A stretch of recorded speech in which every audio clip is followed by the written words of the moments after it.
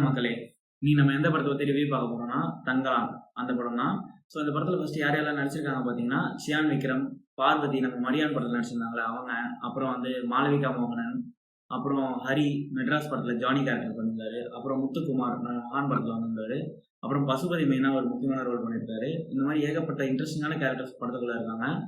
படத்துல வந்து யார் டைரக்ட் பண்ணியிருக்காங்கன்னு பார்த்தீங்கன்னா, ரஞ்சித் டைரக்ட் பண்ணியிருக்காரு, ஜிவி பிரகாஷ் மியூசிக் போட்டிருக்காரு. அப்புறம் சினிமாட்டோகிராஃபர் வந்து கிஷோர் குமார் அப்படின்றவர் ஆல்ரெடி கபாலி, சார்பட்டை பரம்பரை அதெல்லாம் வந்துட்டு அவர் தான் கேமரா ஒர்க் பண்ணியிருக்காரு. அவர் தான் இதுலேயும் பண்ணியிருக்காரு. ஸோ அப்புறம் இதில் முக்கியமான இந்த 3 பங்கு யார் யாருக்குன்னா வந்து காஸ்டியூம் டிசைனர் அது யார் பண்ணியிருக்காங்கன்னா ஏகன் ஏகாம்பரம் அப்படின்றவர். அப்புறம் ஆர்ட் டிபார்ட்மெண்ட் யார் பண்ணியிருக்காங்கன்னு பார்த்தீங்கன்னா எஸ்எஸ் மூர்த்தி அப்படின்றவர் பண்ணியிருக்காரு. அதுக்கப்புறம் முக்கியமாக மேக்கப் டிபார்ட்மெண்ட் அதை யார் பண்ணியிருக்காங்கன்னு பார்த்தீங்கன்னா பால்தேவ் வர்மா அப்படின்றவங்க தான் பண்ணியிருக்காங்க. இந்த 3 டிபார்ட்மெண்ட் எல்லாம் இந்த படம் வந்து எவ்வளோ 50% தான் நல்லா இருந்திருக்கும் அப்படின்னே சொல்லலாம். இவங்க 3 டிபார்ட்மெண்ட் ரொம்ப முக்கியமான டிபார்ட்மெண்ட்டாக இருக்குது தங்கலானை பொறுத்தவரை. தங்கலானோட ஒன்லைன் கதையாக என்ன சொல்லணும்னு பார்த்தீங்கன்னா, கேஜிஎஃப்ல இருக்க கோல்டு மைன் எப்படி உருவாச்சு, அது எந்த காலத்தில் உருவாச்சு, அதை வந்து ரஞ்சித்தோட ஸ்டைலில் கொஞ்சம் மிக்ஸ் பண்ணி எடுத்தது தான் இந்த தங்கலான்ற படம். மெயினாக இந்த படத்தில் வந்து 3 பேரை வந்து இப்போ ரொம்ப ப்ரைஸ் பண்ணி சொல்லலாம். ஒன்று இந்த படத்தோட ஆக்டர்ஸ், அப்புறம் ஜிவி பிரகாஷ், அப்புறம் இந்த கேமரா ஒர்க் வந்து ரொம்ப பயங்கரமாக இருந்தது. ஸோ இது 3ம் கை கொடுக்கலன்னா இந்த படம் வந்து கொஞ்சம் டவுனாகவே இருந்திருக்கும். மெயினாக இந்த ஆக்டர்ஸோட ஒர்க் தான். அவங்க அந்த காலத்து தமிழ் ஆகட்டும் 1850s அந்த டைமில் நடக்கிற ஒரு கதைக்களத்தை எடுத்திருக்காங்க. அந்த டைமில் எந்த மாதிரியான தமிழ் பேசியிருப்பாங்க அப்படின்னு நிறையா டைலாக்ஸ் வந்து நமக்கு புரியல. அவ்வளோ பழமையான தமிழ்லாம் பேசியிருக்காங்க படத்துக்குள்ளே. அது ரொம்ப வந்து இயற்கையாக தத்ரூபமாக ரொம்ப இதெல்லாம் அந்த காலத்தில் இருந்திருக்கும் அப்படின்ற ஒரு நம்பகத்தன்மையை நமக்கு உணர்த்துறாங்க படம் அந்த ஸ்க்ரீன் பிளே மூலயமா. அது பார்க்க ரொம்பவே நல்லா இருந்தது. படத்தோட ஆக்டர்ஸ் பற்றி பேசிடலாம். ஆப்வியஸாக சியான் விக்ரம் தான். நம்ம வந்து ஆல்மோஸ்ட் எனக்கு தெரிஞ்சு நான் சியான் விக்ரம் வந்து அன்னியன் படத்துலேருந்து பார்த்துட்டு இருக்கேன். அப்போலேருந்தே வந்து சியானுக்காக ஒரு படத்தை பார்த்துடலாம், அது படத்தில் கதை இருக்கோ இல்லையோ அவரோட ஒர்க்குக்காக அந்த படத்தை பார்த்துடலாம் அப்படின்ற மைண்ட் செட் எப்பயுமே நமக்குள்ளே இருக்கும். அதை வந்து இந்த படத்துலேயும் அவர் அந்த 200% கொடுத்துருக்காரு. மனுஷனால இதுக்கு மேலே ஒன்று நடிக்க முடியாது அப்படின்ற ஒரு ஸ்டேட்மெண்ட்டில் தான் இந்த படத்தை ஃபுல்லாகவே ஹோல்ட் பண்ணி வச்சிருக்காரு. டிஃப்ரெண்ட் வேரியேஷன்ஸ் அவரோட எமோஷன்ஸை வந்து கேரி பண்ணணும். அது இல்லாமல் வந்து அவருக்கு வந்து சில விஷயங்கள் வந்து அவருக்குள்ளேயே ஒன்று நடக்கும், அதையும் நமக்கு வந்து ரெப்ளிகேட் பண்ணணும். இது எல்லாமே வந்து படத்துக்குள்ளே வந்து தி பெஸ்ட்டாக ஒரு ஆக்டரால் கொடுக்க முடியும்னா அது சியானால் மட்டும்தான் முடியும். அதை தாண்டி எனக்கு பர்சனலாக இந்த படத்தில் ரொம்ப பிடிச்ச கேரக்டர்னா பார்வதி தான். ஏன்னா அவங்களோட ஒர்க் வந்து ஒரு மாதிரி சர்ப்ரைஸ் பண்ணிகிட்டே இருந்தது. வாவ் ஃபேக்டர் நிறையா இருந்தது. இன்ஃபேக்ட் ஒரு சீனில் வந்து அந்த ஊரே சந்தோஷப்படும். அந்த போர்ஷன் வந்து பார்வதி ஒரு ஆக்டிங் டெலிவர் பண்ணியிருப்பாங்க. அவங்க டெய்லர் மேட் இருப்பாங்க அந்த கேரக்டருக்கு, செம்மையாக பண்ணியிருந்தாங்க. அதுக்கப்புறம் மாளவிகா கூட வந்து இத்தனை நாளாக அவங்க நடித்த படம் எதுவுமே வந்து நமக்கு சரியாக அக்செப்ட் பண்ணிக்க முடியல. ஆனால் இந்த படத்தில் வந்து ரொம்பவே நீட்டாக அழகாக கொடுத்த வேலையை கரெக்டாக பண்ணியிருந்தாங்க. பசுபதி எப்பயும் போல் அவர் கொடுத்த ஒரு ரோலை அவர் ஒரு மாதிரி டெலிவர் பண்ணிட்டு போயிடுவார். அவரும் செம்மையாக பண்ணியிருந்தாரு. ஹரி வந்து எனக்கு ரொம்ப ப்ரைஸ் பண்ணுற அளவுக்கு அவரோட பெர்ஃபார்மன்ஸ் எனக்கு தெரியல. ஒரு மாதிரி நார்மலைஸான ஆக்டிங்காக தான் இருந்தது. அதை தாண்டி பெருசாக அங்கேருந்து எதுவும் சொல்கிற மாதிரியும் இல்லை. முத்துக்குமாரும் இன்ஃபேக்ட் வந்து ஒரு மாதிரி ஓகே அவருக்கு ஒரு ரோல் கொடுத்துருக்காங்க. மேபி சியான் படத்தில் அவர் இருக்கணும் அப்படின்றது ஏதோ இது போல் ஓகே அப்படின்னு தான் இருந்தது. பெருசாக சொல்லிக்கிற மாதிரி எதுவும் இல்லை.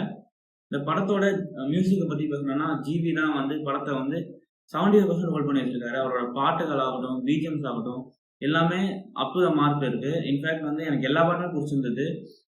அதையும் வந்து இதுக்கு சொன்னால் மினிக்கி பாட்டு வந்து எனக்கு ரொம்பவே சூப்பராக இருந்தது. பிஜிஎம்ஸ் வந்து எந்தெந்த இடத்துல வந்து படத்தை டவுனாகாமல் தூக்கி வைக்கணுமோ அந்த விஷயத்த வந்து சூப்பராக பண்ணியிருக்காரு ஜிவி. மெயினாக ஒரு ஆடியன்ஸாக என்ன சொல்லணும்னா, பப்ளிக்கில் நிறைய பேர் வந்து ரஞ்சித் வந்து நிலத்துக்காக வந்து படம் எடுக்கிறாரு அப்படின்றாங்க. ஸோ மெயினாக சொல்லணும்னு நினச்சேன், ஒரு டேரக்டராக அவருக்குன்னு ஒரு விஷயம் இருக்கும். அவர் ஒரு விஷயத்த வந்து பொதுமக்களுக்கு சொல்லணும்னு நினைப்பார். அதை தெரிஞ்சு தான் நம்ம படத்துக்கு போடுறோம். இன்ஃபேக்ட் ஒரு காலத்தில் சங்கரும் ஒரு டைப் ஆஃப் ஹீரோஸ் அதை மட்டும்தான் வந்து ஹீரோ வச்சிருந்தாரு. மணிரத்னமும் அப்படி தான். இப்போ ரஞ்சித், மாரி செல்வராஜ், வெற்றிமாறன் இவங்களாமும் அப்படி தான் பண்ணுறாங்க. பட் ஆனால் இதை தெரிஞ்சு தான் நம்ம போகிறோம். ரஞ்சித் படம் இப்படி தான் இருக்கும்னு நினச்சி போகிறோம். போயிட்டு வந்துட்டு ரஞ்சித் இதே தான் எடுக்கிறாரு, ஆனால் அது வேறு விதமாக எடுக்கிறாரு அப்படின்ற ஒரு குற்றச்சாட்டு வந்து எனக்கு வந்து சுத்தமாக அக்செப்ட் பண்ணிக்க முடியல. ஏன்னா அவர் எதை பார்த்து வளர்ந்தாரோ அதை தான் அவரால் சினிமாவாக எடுக்க முடியும். மாரி செல்வராஜ் எதை பார்த்து வளர்ந்தாரோ அதை தான் அவரால் சினிமாவாக எடுக்க முடியும். ஸோ அது எந்த அளவுக்கு வந்து சினிமா ஆர்ட்டை வந்து டிஸ்டர்ப் பண்ணாமல் எடுக்கிறாங்க அப்படின்ற ஒன்று தான் இருக்குது. ஏன்னா இங்கே வந்து ஆர்ட்டு தெரியாமலே வந்து நான் வந்து ஒரு பெரிய சினிமா எடுக்கிறவன் அப்படின்றவங்க நிறைய பேர் இருக்காங்க. அந்த ஒரு விஷயத்தில் வந்து ரஞ்சித் ஆகட்டும், மாரி செல்வராஜ் ஆகட்டும், வெற்றிமாறன், சங்கர் யாரை வேணால் சொல்லலாம். இவங்கெல்லாம் வந்து எந்த வகையிலையும் அவங்களோட தோணின கதையை வந்து எந்த ஒரு குறைபாடும் இல்லாம, சினிமாவ எந்த விதத்திலயும் டிஸ்டர்ப் பண்ணாம, பார்க்குற ஆடியன்ஸுக்கு வந்து அதை என்கரேஜ் பண்ற விதத்துல எடுக்கிறது வந்து ரொம்பவே நல்ல விஷயம் தான். இந்த படத்துலயும் வந்து ரஞ்சித்தோட பாலிடிக்ஸ்லாம் உள்ள இருக்கு. நெறையாவே இருக்கு. அது ரொம்ப அப்பட்டமாவே தெரியும். பட் ஆனா, அது வந்து இந்த படத்த டிஸ்டர்ப் பண்ணுதா? இந்த கோர் அது என்னது கோல்ட் மைன் எப்படி உருவாச்சு? அப்படின்ற விஷயத்த வந்து டிஸ்டர்ப் பண்ணுதா? அப்படின்றது பார்த்தா, சுத்தமாவே இல்ல. அந்த வகையில வந்து இது ரொம்பவே நல்லா தான் இருக்கு. இது என்ன சொல்ல, அவரு இந்த மாரி தான் எடுப்பாரு. அவரு ஒண்ணும் 50 படம் எடுத்தாலும் சரி, 40 படம் எடுத்தாலும் சரி, அவரு நிலத்த பத்தி தான் எடுக்க போறாரு. அவரோட பாலிடிக்ஸ் படத்துக்குள்ள இருக்க தான் செய்யும். அது வந்து எந்த வகையிலயும் எந்த ஆக்டர்ஸையும் சரி, எந்த பார்க்குற ஆடியன்ஸையும் சரி டிஸ்டர்ப் பண்ணக்கூடாது. ஏன்னா ஒரு காலத்துல நம்ம வந்து நமக்கும் தெரியும். ஜென்டில்மேன் எந்த மாரியான கதை கருத்தோட எடுக்கப்பட்டது. ஆ இந்த மாரி நெறைய படம் சொல்லலாம். தெரியாம அந்த ஒரு படம் தான் டக்குனு ஞாபகம் வந்தது. ஸோ அந்த மாரி இருக்கும்போதே, ரஞ்சித்துக்கும் அவருக்கான உரிமை இருக்கு. இந்த மாரி படம் எடுக்கலாம் அப்படின்றது. அத ஆக்டர்ஸ் ஒத்துக்குறாங்களா? அவ்வளோதான் விஷயமே தவிர, அது வந்து சினிமாவே அஃபெக்ட் பண்ணக்கூடாது. அவ்வளோதான். மத்தபடி இந்த படத்துல அவரோட பாலிடிக்ஸ் நெறையாவே இருக்கு. அது வந்து இந்த கதையோட கோர வந்து எங்கேயும் டிஸ்டர்ப் பண்ணாம இருக்கு. அதுதான் மெயினான விஷயம். அதுக்கப்புறம் பார்த்தீங்கன்னா, இந்த படத்துல இருக்க மேக்கப் டிபார்ட்மெண்ட் அவங்க ரொம்பவே அழகா ஒரு மாரி ஒரு வால் செட்டப்பா அவங்களுக்கு அழகா எப்படி மேக்கப் பண்ணணும் அப்படின்றத அழகா பண்ணியிருந்தாங்க. மேக்கப் ஆகட்டும், ஆர்ட் டிபார்ட்மெண்ட் ஆகட்டும், காஸ்டியூம்ஸ் ஆகட்டும், ஒரு கோமணம் கட்டுறது, ப்ளவுஸ் இல்லாம சாரி கட்டுறது, அது எந்த விதத்திலயும் வந்து நம்மளுக்கு வந்து நீஷா தெரியாம அழகா அத காட்டுறது, எல்லாமே சூப்பரா பண்ணியிருந்தாங்க. மெயினா ஒரு சின்ன டிசப்பாயின்ட்மென்ட்டா என்ன ஆகுதுன்னா, விஎஃப்எக்ஸ் ஒர்க் தான். அந்த சில வொர்க்ஸ்லாம் அனிமல்ஸ் காட்டுறதெல்லாம் வந்து கிராபிக்ஸ், விஎஃப்எக்ஸ்ன்னு அப்பட்டமா தெரிஞ்சது. அது மட்டும் இன்னும் கொஞ்சம் வந்து பெட்டர்மென்ட் பண்ணியிருந்தாங்கன்னா, இது ஹோல்சமா ஒரு சூப்பரான படமா வந்திருக்கும். செகண்ட் ஹால்ஃப் லைட்டா ஒரு சில இடத்துல வந்து லைட்டா ஒரு டிராக் தெரிஞ்சது. அதுக்கப்புறம் திருப்பி கிளைமாக்ஸ்ல வந்து தூக்கி வச்சுட்டாங்க. ஸோ ஃபைனல் கட்ல இட்ஸ் அ ஹிட் மூவி. மறக்காம போய் எல்லாரும் தியேட்டர்ல பார்த்து வாட்ச் அவுட் பண்ணுங்க. தேங்க்ஸ் ஃபார் வாட்சிங்.